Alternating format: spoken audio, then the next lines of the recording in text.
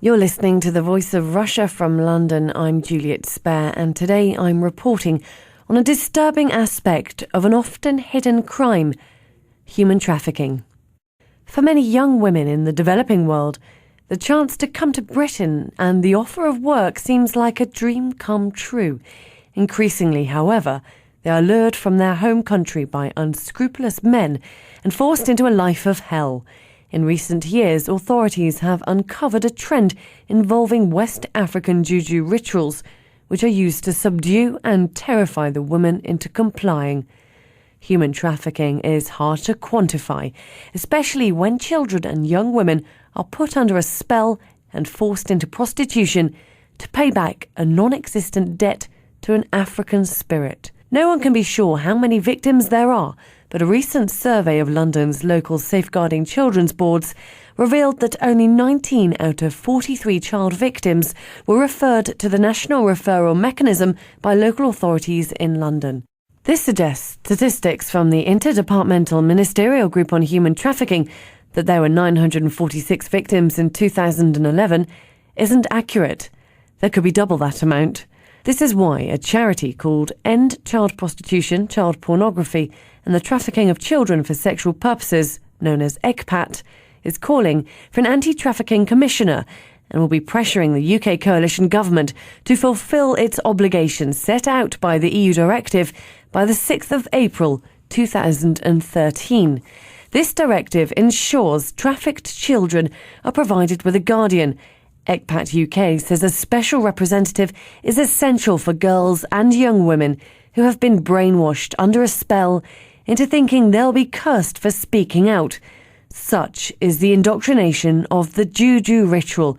Earlier this year, Osloase was found guilty at Canterbury Crown Court of 5 counts of trafficking for sexual exploitation, 1 count of rape and 1 count of sexual activity with a child. He was jailed for 20 years. Detective Eddie Fox of Kent Police led the investigation to bring Osloase to justice. He's an evil, manipulative, utterly dishonest man. He has identified the most vulnerable of young girls, young ladies. He's enticed them to the United Kingdom under the promise of a better life for them. And when they've arrived in the United Kingdom, he has shown his true colours. He has detained them, raped one, sexually assaulted another, with the intention of trafficking them to the continent to work as prostitutes to pay off what he tells them are massive debts. But the debt didn't exist in the real world. It was imaginary. Osezua Osloase had used an African Juju ceremony to brainwash his victims into believing they owed the money to a demi-god. The Juju he used was just a total corruption of what is a perfectly legitimate faith. He's used that to control the girls. The difficulty we had was not getting the accounts, but waiting and being patient. And it took time. It took time for the girls to realise that no harm was going to come to them. There was an occasion early on in the investigation, shortly after, one of the girls had been found by our border agency, and she started to get nosebleeds whilst in their care, and she thought that was the Juju taking effect on her, and this was the start of a slippery slope towards death for speaking out. So it did take a long time. We had to be patient. It was many months before they were able to open up to us and tell us exactly what had gone on. But once they had the confidence of us and the authorities in the United Kingdom, they felt they could talk, and they told us their harrowing stories.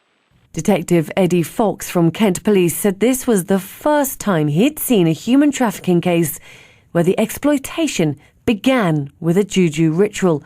Officers are trying to establish how many victims are being trafficked through the UK. Being a coastal county in Kent, and with Dover, one of the busiest passenger ports in the world, we get a lot of people being facilitated or trafficked into the UK.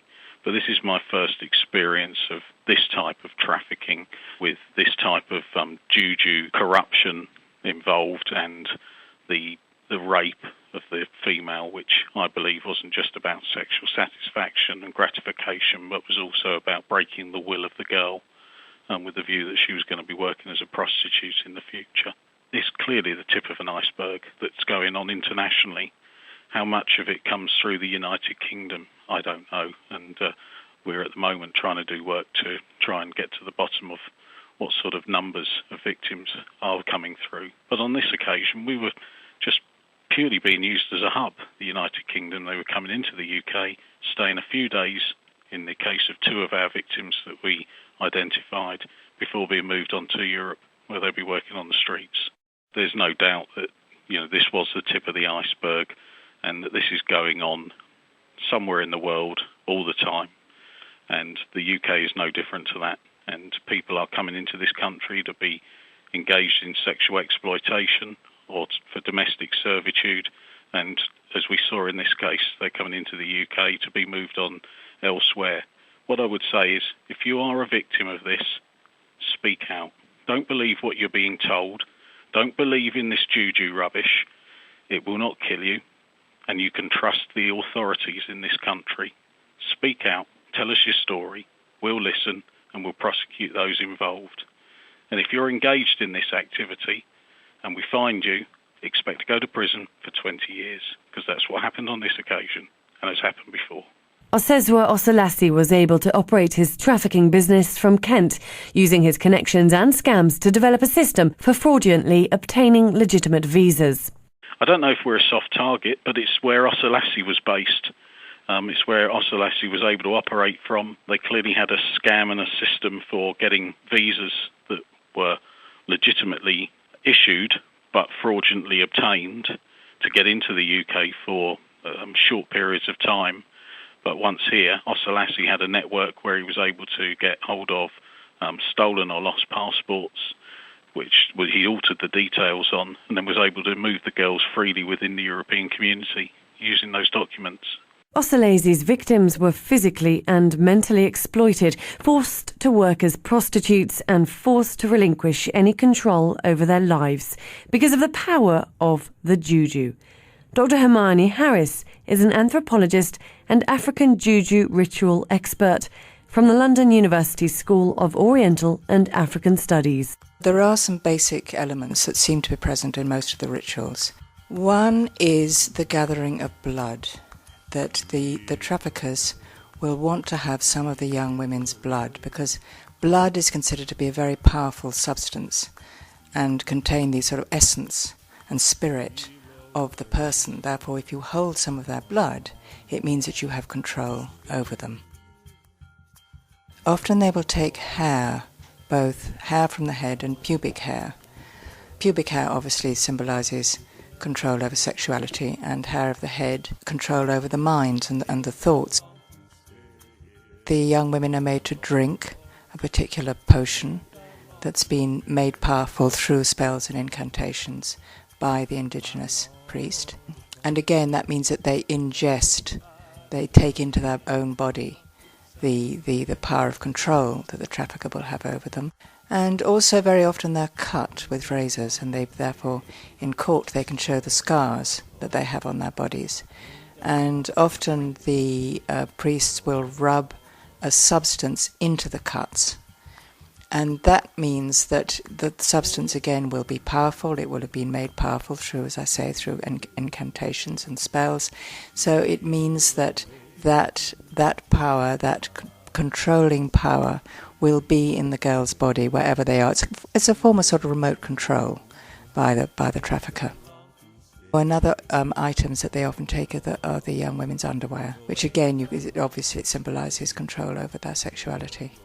Associated with these rituals, the young women that then take oaths, take a promise that they will always obey what they're told to do, and that they will never speak about what's happened to them. This goes deep into their consciousness, and especially if it's accompanied by very terrifying rituals. And often the priest will be dressed in quite a frightening way, and his face will be whitened with chalk, and for dramatic effect. And so these young women are very frightened by this, and they absolutely believe that if they begin to speak about what's happened to them, that something dreadful will happen to them. Dr. Hermione Harris says there's a danger that the British media will just regard juju rituals as simple witchcraft, mere superstition, a myth she wants to dispel. Witchcraft, although the terms actually get muddled up and people tend to refer to witchcraft ceremonies or Juju ceremonies sort of interchangeably, but strictly speaking, an attack of witchcraft is where a person uses their innate power to sap the power of somebody else. They talk about eating the soul, eating the power of another person, and that's what a witch is supposed to do, to use their own innate power. Whereas Juju is a manipulation of objects and words and gestures that have been invested with power through incantation. So there is a subtle difference, although, as I say, in common practice they tend to be lumped together. To place emphasis on the rituals in the whole sort of trafficking scenario is important, because it does explain why the young women are very reluctant to give evidence, and sometimes it takes months, and the police will testify to this. And then when the women when they do finally speak, they're terrified. And if they start feeling a little bit ill or get a cold, they think the curse is beginning to work. So it is a real break. It's a real means of control, as I say, sort of remote control. On the other hand, I think one has to be careful about focusing entirely on this aspect of these cases. Obviously, it's very sort of titillating, sex and magic. It is very fascinating, and especially at the moment with all the interest in paedophilia and so on, because these women are often underage. I mean, they may be sort of 14 or 15. But there are other aspects of the whole phenomena of trafficking which also need to be emphasised. One has to look at what happens to these young women, and they are put into places of safety here and are given leave to remain. But that's an important aspect of the cases, to see what happens to the young women, and then to look at the conditions of life in Nigeria. The poverty, the lack of education, the status of women, the status of children, the abuse through internal trafficking. Those sorts of issues are also very important to think about in terms of trafficking, not just the sex and magic.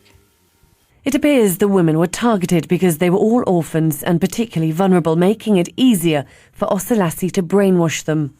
The girls were orphans, they didn't have any stable family, they came from backgrounds where they were extremely abused, they had no education, no means of employment, they were very young, etc., therefore were typical of very vulnerable victims. But this actually isn't always the case.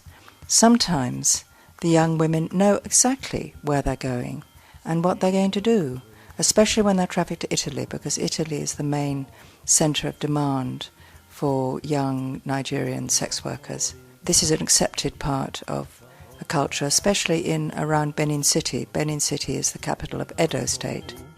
Even though the young women know what they're going into, they still sometimes are put through these rituals. And their traffickers will say, well, these rituals are also to protect you and to help you, but they're also a means of control.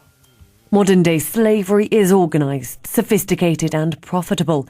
In 2011, there were 2,077 potential victims of human trafficking identified. I asked Dr. Hermione Harris if Britain is a hub for traffickers and victims exploited by Juju rituals from Nigeria. It's very difficult to know, because obviously there are no statistics and everything is very underground and secret. And I'm sure there are young Nigerian sex workers, trafficked young women working here. But very often Britain is a sort of port of call. The women are imported here, they're usually raped and kept in confinement to break them further, and then they're shipped on to Europe, to Greece, to Italy, to Holland. I think it'd be very interesting to look at what role the churches have, the African churches have in counteracting trafficking. I'm not just talking about preaching against trafficking, but whether they are being used at all to try and remove the power of the curse. Because if, as I explained, if a curse is the effects of somebody using evil power against you, that maybe this can be countered in the worldview. This could be countered by the power of God enlisted on your behalf. Dr. Hermione Harris gave evidence to the jury at the trial of Osloase in Canterbury to help explain the way in which the world is viewed by some in West Africa. The danger is to see this as some sort of odd superstition mumbo-jumbo, and it isn't at all. It's part of a whole way of seeing the world, which, as you say, is very difficult to explain to a largely secular jury or a secular audience in terms of the media coverage and so on. But it comes from a completely different worldview, which is certainly, it applies to the whole of West Africa, in that the invisible world is just as important as the visible world. And so the goings-on with the powers in the invisible world affect very much what happens in daily life.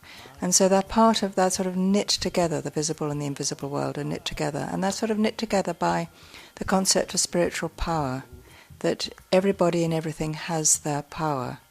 And power, spiritual power in itself can be either good or bad. It can be used for good or it can be used for evil. And power comes from God, whether it is an indigenous God or whether it's the Christian God. And it's so, if something bad, if something bad happens to you, most misfortune is thought to be because somebody is using evil power against you, perhaps through juju or through witchcraft. They're not the same thing. These rituals aim to control the young women's spiritual power through a stronger spiritual power. It evolved through the juju rituals. It's very difficult to know when sort of pre-trafficking rituals actually started. Some people feel they begin to evolve in the 80s when this form of trafficking really got underway. Difficult to know. I mean, juju rituals in themselves are ubiquitous part of Nigerian life. So that the ritual, the fact of a juju ritual is nothing strange in itself. But to this particular use to which it's put, I think is fairly recent, yes. But I couldn't put a date on it. Last couple of decades. Andy Desmond is an anti-trafficking consultant and former human trafficking detective for New Scotland Yard in London. After 31 years of working for the police, he now specialises in human trafficking, in particular victims who come from the Edo state in central southern Nigeria, and specifically victims subjected to juju ceremonies and imported to Europe for the purposes of sexual exploitation. The Nigerian organised criminal networks target Europe. So not just the UK, you're finding that also other European countries such as Spain, Italy, Greece are also heavily targeted. And recently the Czech Republic too have now becoming a main target. But here in the UK is mainly as a transfer springboard country, as we call it. They're not actually destined to work here in the UK. The OCNs, the organised criminal networks in Nigeria, recruit the females on the false promises of coming and bringing them to Europe for education, school, work. Plus, also, some girls are not that naive. They possibly are aware that they are possibly coming to work in prostitution. But the exploitation comes in is during the juju ceremony, where they're not actually appreciating that they're going to be enslaved for a number of years as sex slaves. They have this idea that they're possibly going to come to Europe and maybe work sitting in a clip joint or a bar where they'll be sitting on the knees of a like a sugar daddy for a short period of time, where they may have to pay back a debt of maybe £1,000, £3,000 equivalent. Because when they go through the juju ceremony, they swear an oath to say that they're going to pay back the money. But what they understand is that they're possibly going to pay back only about 70,000. In their eyes, that's about 70,000 naira. But once they've actually completed the oath of obedience, it's when they actually owe 70,000 euros, and they're never going to pay that back in a short period of time. And that's where the exploitation and the slavery becomes. UK is a springboard country into the rest of Europe. Females are brought in underage. They're identified as potential victims, possibly travelling on false documents, easily identified false documents. They're then taken into the care of the social services. Now, the victims have already been briefed that this is what's going to happen to them, and that after a period of time in children's homes, they will then abscond.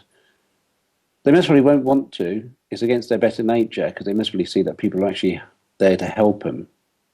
But because of the Juju oath, they have to leave, because if they don't, then the spirits are going to hunt them down, enter them whilst they're asleep, give them nightmares, make them mad people, and possibly even kill them. So they have to leave that care of the local authorities, reunite with their traffickers, and then the traffickers are then exporting them into mainland Europe. I know of cases where victims have been given instructions to go to an address. They travel from London by coach, but they were given money to go take a taxi cab to the address. But being young 14, 15-year-old girls, what they decided to do is spend the money on sweets instead of taxi, because they thought, well, it can't be that far, we can walk. Unfortunately, they got lost. And when the deadline arrived and they hadn't got to the house, due to the fear and the brainwashing and the fear that they were under, is that they were actually found on the streets in semi-epileptic fits, frothing at the mouth, because they were so scared that they thought they were going to die, such that they brought themselves into such terror that they brought on an epileptic fit. But to them, they believed that they were being punished by the spirits because they hadn't arrived at the address as per their instructions by their traffickers. That's the power it has over them. When I first met the first victim, after 6 months after we had recovered her, I introduced myself. Her first question to me was, does that mean I am now yours? You own me. Are you going to sell me? It then took the rest of the day just explaining to her that she was not mine to own, that she was not, just because I had rescued her, that she wasn't my property. And then it took several more months of explaining to her that she didn't have to pay me any money. I was not in the pocket of the traffickers. I was not corrupt. I was not going to sell her. She didn't have to do anything in order for me to investigate her matter. This is even before she started talking to us, because the whole idea, her concept of trust had just totally disappeared. Plus, being in Nigeria, knowing what the environment like is there, and the relationship with the law enforcement agencies there, and the corruptness of the society, is that she just didn't trust anybody. Plus, with the hold of the Juju, it's just a matter of painstakingly, just patience, of steadily taking one step at a time and gaining her trust. She did speak out. After about 18 months, she then started to tell us her account. It must be understood, they didn't take out the contract with the trafficker. The trafficker is not who they fear the most. It's the Juju demi-god who they swore the oath to. They have sworn an oath that they will obey and that they will pay back that money, the equivalent of about 60,000 euros. 70,000 euros is their debt bondage that they have to pay before they are free from their contract with the spirits. I was talking with victims who were working in Copenhagen. They are free from their traffickers, but they're not free of the Juju's contract.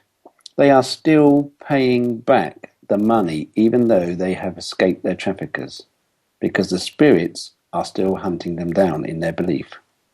So these victims will be suffering from the trauma, the post-traumatic stress symptoms of what they've been put through for many, many years. This is what has to be emphasized.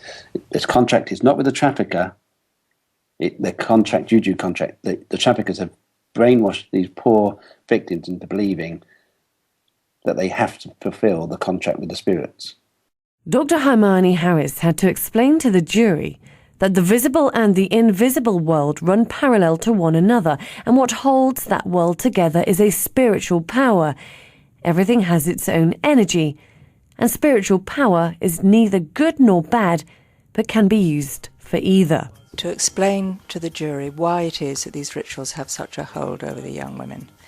And it isn't just because they're physically and psychologically terrorized, but they also believe they believe in the power of the curse that's been put on them. And the only reason that they believe this so fervently, and also their traffickers will believe it, that they have this hold over the young women, is the whole worldview. It's not just odd superstitions.